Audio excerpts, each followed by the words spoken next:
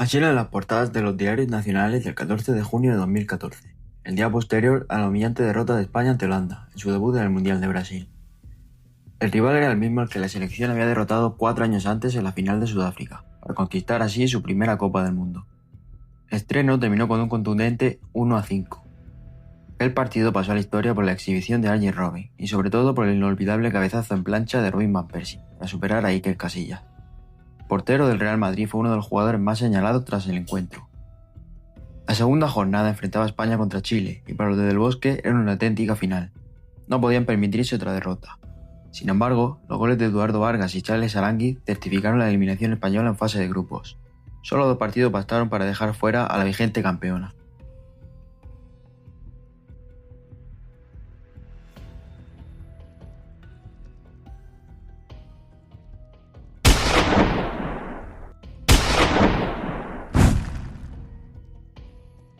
En el último partido del grupo, España consiguió al menos despedirse con una victoria. La roja, vestida de negro aquel día, venció por 3-0 a Australia, aunque el triunfo ya no tendría ninguna trascendencia.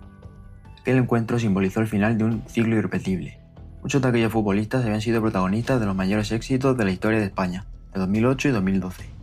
Como curiosidad, Pepe Reina disputó el primer y único partido de su carrera en una Copa del Mundo.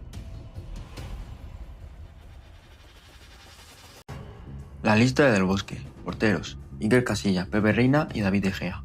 Defensas: Azpilicueta, Juanfran, Gerard Piqué, Sergio Ramos, Raúl Albiol, Javi Martínez y Jordi Alba. Centrocampistas: Xavi, Andrés Iniesta, Sergio Busquets, Xabi Alonso, Coque, Santi Cazorla, Juan Mata, David Silva, Pedro y Cesc Fábregas. Delanteros: Diego Costa, David Villa y Fernando Torres. Este fue el grupo que partió hacia Brasil en el verano de 2014.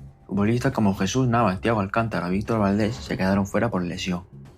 Sin duda, todos los convocados eran grandes jugadores, pero la plantilla llegaba muy veterana y varios de sus integrantes ya habían dejado atrás su mejor nivel físico y futbolístico.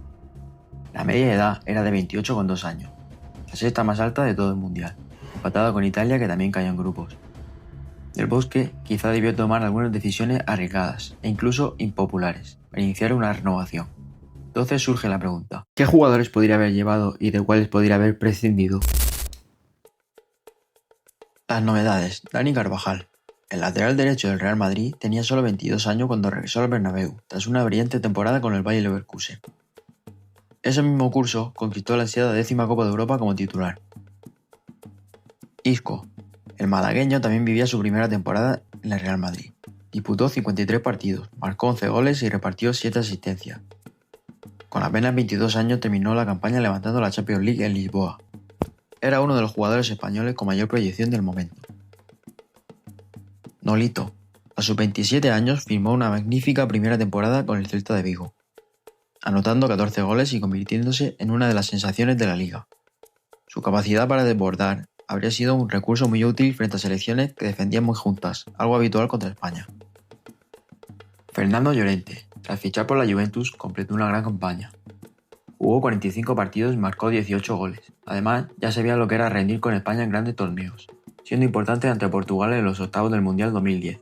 Con 29 años llegaba en un gran momento. Los descartes. Todos ellos fueron grandes futbolistas, pero considero que había argumentos para dejarlos fuera. Javi Martínez. La entrada de Carvajal permitiría que Azpilicueta actuara como comodín en cualquier puesto de la defensa, especialmente como alternativa a Jordi Alba, que no tenía sustituto natural. Por ello, el sacrificado sería Javi Martínez, no por su nivel, sino por una cuestión de equilibrio. Juan Mata. Seguía siendo un futbolista de enorme calidad, pero llegaba tras una temporada complicada. Había perdido protagonismo en el Chelsea de Mourinho y tuvo que marcharse al Manchester United en el mercado de invierno. Xavi Hernández. Sería sin duda el descarte más doloroso. Estamos hablando de uno de los mejores jugadores de la historia de España. Sin embargo, Vicente Del Bosque reveló años después que Xavi quería dejar la selección tras ganar la Euro de 2012, y fue él quien lo convenció para seguir. Quizá habría sido el momento adecuado para cerrar esa etapa. Con 34 años, Xavi aún era un gran jugador, pero no aquel dominante que había maravillado al mundo entre 2008 y 2012. Fernando Torres. Otra leyenda de la selección. Aunque marcó 11 goles durante la temporada, su rendimiento llevaba tiempo bajando. Delanteros como Aris Aduriz o Fernando Llorente llegaban con mejor estado de forma y con cifras superiores. Mi convocatoria.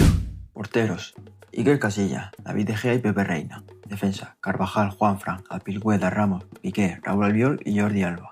Centrocampistas: Busquets, Xabi Alonso, Iniesta, Silva, Isco, Coque, Cazorla, Fábregas, Pedro y Nolito. Delantero: Diego Costa, David Villa y Fernando Llorente. Mi 11 titular: optaría por un 4-2-3-1. David De Gea sería el portero titular, ya que Casillas no ha atravesado su mejor momento. En defensa, Carvajal en el lateral derecho, con Piqué y Ramos como pareja de centrales, y Jordi Alba en el lateral izquierdo. En el doble pivote formarían Busquets y Xabi Alonso. Por delante, David Silva como mediapunta, con Iniesta y Pedro en las bandas. En punta comenzaría David Villa o Llorente, ya que Diego Costa llegaba con molestias y no estaba al 100% para el debut.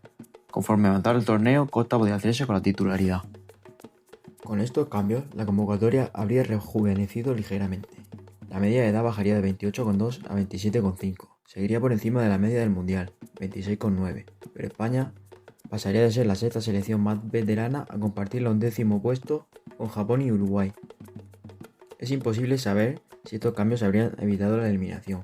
Probablemente el desgaste físico y mental de un grupo que llevaba enlazando grandes torneos pesó más que cualquier decisión individual. Sin embargo, una renovación algo más profunda y algunas apuestas por futbolistas en mejor estado de forma quizá hubiera dado a España más energía y alternativas para competir en Brasil.